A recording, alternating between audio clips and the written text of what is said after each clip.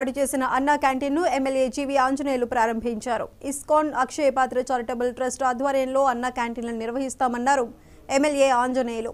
Canteen ప్రారంభోత్సవం సందర్భంగా పలువురు విరాళాలు అందించారు. ఎమ్మెల్యే ఆంజనేయులు చేతుల మీదుగా మున్సిపల్ కమిషనర్ సుభాష్ చంద్రబోస్కు అందజేశారు.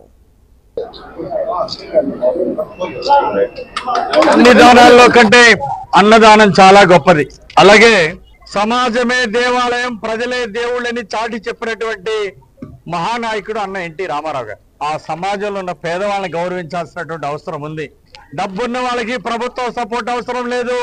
ఎవరైతే పేద ప్రజలు ఉన్నారో అలాంటి వారి రోజు కూలికి 300, 400 కూలి కష్టపడి రోజంతా కష్టపడి తక్కువ సంపాదించే వాళ్ళకి, కార్మికులకి, పేదవాళ్ళకి ఈ అన్నా క్యాంటీన్ల ఆవశ్యకత చాలా ఉంది. దాన్ని గుర్తించిన చంద్రబాబు గారు గతంలో తెలుగుదేశం పాలనలో అన్నా క్యాంటీన్లు పెట్టి పేదవాడి ఆకలి తీర్చారు చంద్రబాబు గారు. మళ్ళీ మధ్యలో జగన్ ప్రభుత్వం వచ్చినాక అన్నా క్యాంటీన్లు మూసేపిచ్చాడు. తండ్రి రాజశేఖర రెడ్డి ఫోటో పెట్టి జగన్మోహన్ రెడ్డి అన్నా క్యాంటీన్లు మూసేపించడం సిగ్గుసేటు.